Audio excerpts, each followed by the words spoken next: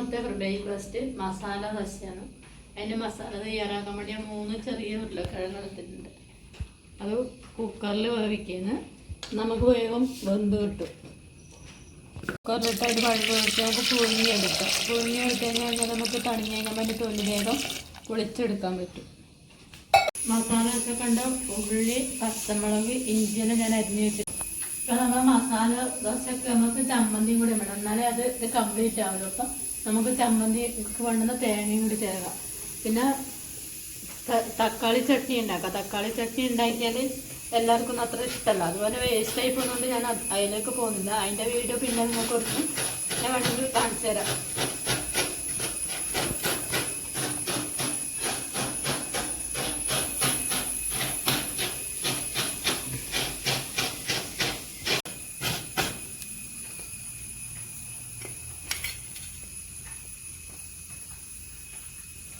ചമ്മന്തി നമുക്ക് അരച്ചെടുക്കാം. തേങ്ങ ഇട്ട് കൊടുക്കണം. ഇപ്പോൾ കുറച്ച് ഇഞ്ചി, കുറച്ച് ഇഞ്ചി,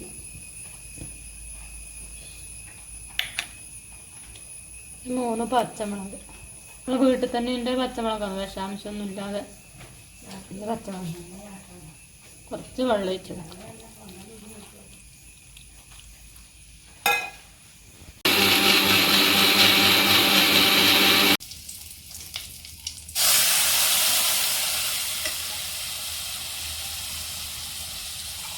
ഈ വെള്ള ചട്നി കാണാൻ തന്നെ ഒരു രസമാണല്ലേ.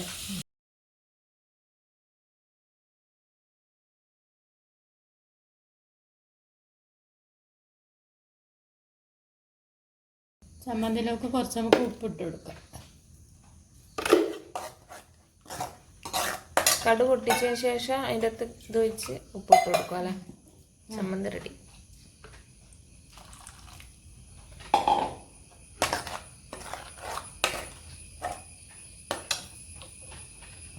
അങ്ങനെ ചമ്മന്തി റെഡിയായി. ഉരുളക്കിഴങ്ങ് പുഴുങ്ങാൻ വെച്ച് ഗ്യാസ് ഓഫാക്കി. ഇപ്പോൾ നമുക്ക് ചൂട് തണിഞ്ഞോന്ന് നമുക്ക് നോക്കാം. നമ്മൾ ചമ്മന്തിക്ക് പിന്നെ കടുക് പൊട്ടിച്ചിട്ട് തേങ്ങ അരവ് അതിൻ്റെ അകത്ത് ഒഴിച്ച് കഴിഞ്ഞാൽ പിന്നെ അധികം തിളക്കാൻ പാടില്ല. തിളച്ച് കഴിഞ്ഞാൽ ഇത് തിരിഞ്ഞ് വെള്ളമായിപ്പോൾ ഇങ്ങനെ സിമ്മിലാക്കിയിട്ട് ഇങ്ങനെ ഇളക്കി കൊടുത്ത് ഇങ്ങനെ നിൽക്കാനേ പാടില്ല, തിള വരാൻ പാടില്ല. അങ്ങനെയല്ല ഞാൻ തന്നെ ഉണ്ടാക്കാറ്. തിളച്ച് കഴിഞ്ഞാൽ വെള്ളമെന്ന് പറഞ്ഞ് നോക്കാം. ഉരുളക്കിഴങ്ങിൻ്റെ തൊലി നമുക്ക് കളയാം.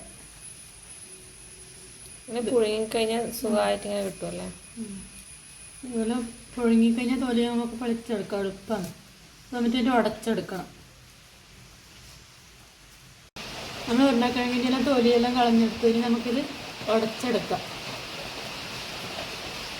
നല്ല സുന്ദരി ഉരുളക്കിഴങ്ങൊക്കെ എടുത്തിട്ടുണ്ട്. മസാല തയ്യാറാക്കാൻ വേണ്ടി സ്റ്റൗ കത്തിച്ച് ചട്ടി എടുത്തിട്ട് വെച്ചിട്ടുണ്ടെങ്കിൽ അതിലേക്ക് കുറച്ച് വെളിച്ചെണ്ണ വെച്ചെടുക്കും.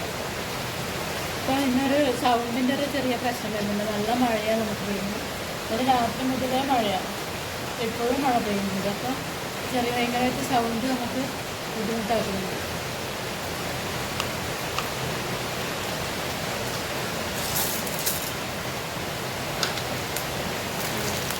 കുറച്ച് കടുക്, ഉഴുന്നുപരിപ്പ്, 2 ഉണക്കമുളക് മുറിച്ചിട്ട് ഇട്ടിട്ടുണ്ട്.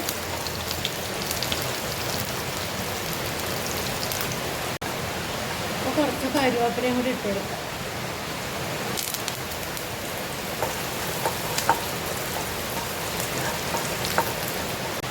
ഇന്നത്തേക്ക് ഇതെല്ലാം ചുവന്ന് നമുക്ക് കുറച്ച് ഇഞ്ചി അരിഞ്ഞത് ഇട്ട് കൊടുക്കാം.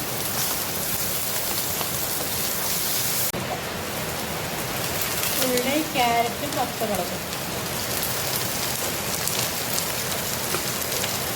ഇനി വേണമെങ്കിൽ ഉപ്പ് ഇട്ട് കൊടുക്കണം. എന്നാൽ ഉള്ളി വേഗം വഴന്ന് വരും.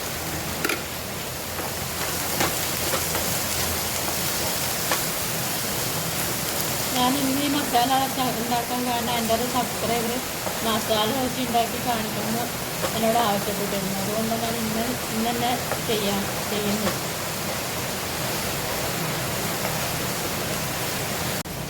നമുക്ക് ഇതിനടുത്ത് കുറച്ച് മഞ്ഞൾപ്പൊടി ഇട്ടിട്ട് കൊടുക്കാം.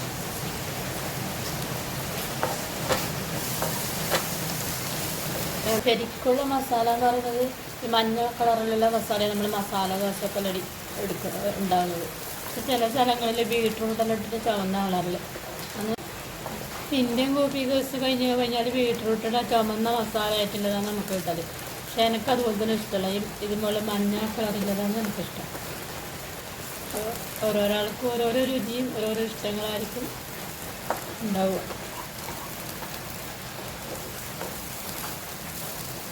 നമ്മൾ മസാലക്കിൻ്റെ ഉള്ളിൽ ശരിക്കങ്ങ് വഴന്ന് വരുമൊന്നും വേണ്ട, കുറച്ചൊന്ന് വാടി വരുന്നുണ്ട്. നമുക്ക് ഇതിനകത്തേക്ക് ഇനി കുറച്ച് വെള്ളം ഒഴിച്ചൊന്ന് വേവിക്കാം.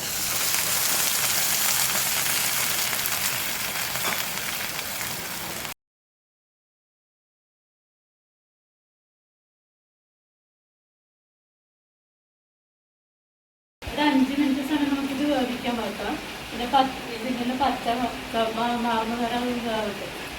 അപ്പോൾ ഇത് അധികം ലൂസായിട്ട്, കുറച്ച് ലൂസായിട്ട് നമ്മൾ മസാല വെച്ചത് അധികം മുറുക്കായിട്ടിട്ട് നല്ല ഉണ്ട്.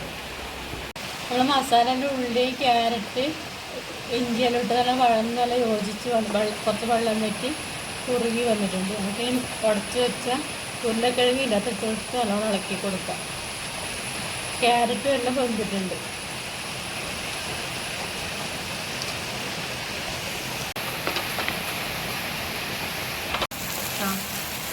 ഇളക്കി നമുക്ക് നല്ലോണം മിക്സാക്കി കൊടുക്കാം. വേറെ മസാലകളൊന്നും ഇല്ല ചേർത്തിട്ട്. നമുക്ക് മഞ്ഞപ്പൊടി മാത്രമേ ഇട്ടിട്ട്, മഞ്ഞപ്പൊടി ഇട്ടു കുറച്ച് മാത്രമേ ഇട്ടിട്ടു.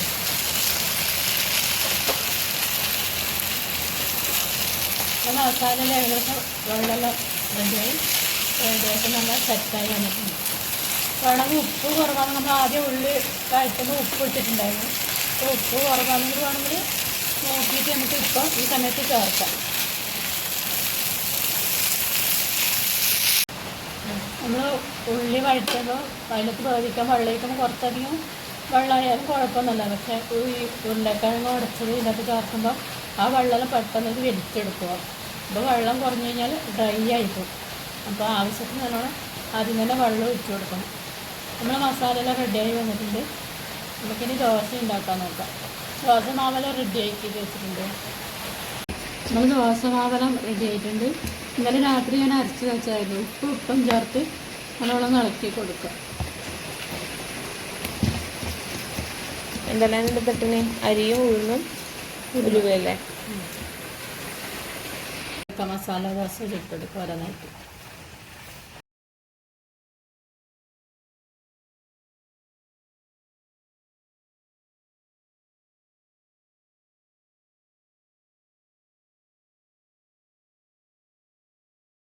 ദോശയിലൊക്കെ മസാല നിറച്ച് കൊടുക്കാൻ.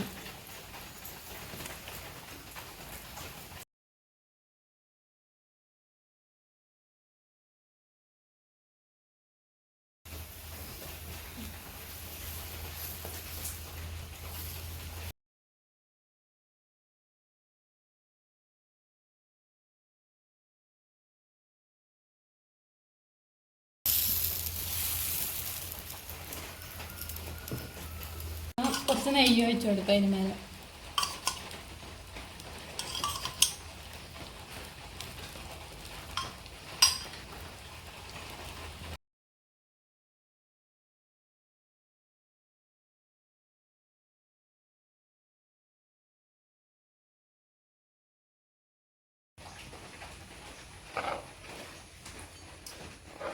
എൻ്റെ അടിവശം നല്ലോണം മൊരിഞ്ഞ് വന്നിട്ട് അപ്പോൾ നമുക്ക് ഇതിനകത്തേക്ക് മസാല ചേർത്ത് കൊടുക്കുക.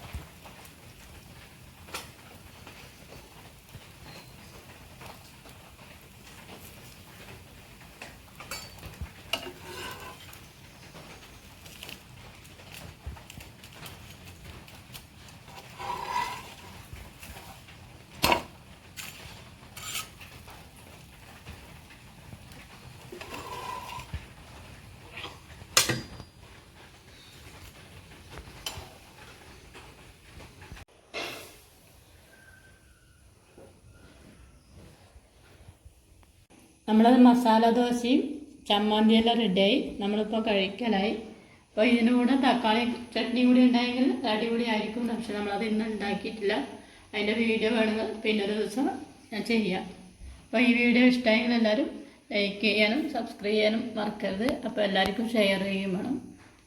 പുതിയ വീഡിയോ ആയിട്ട് നമുക്ക് വീണ്ടും അടുത്ത ദിവസം കാണാം. ടാറ്റ.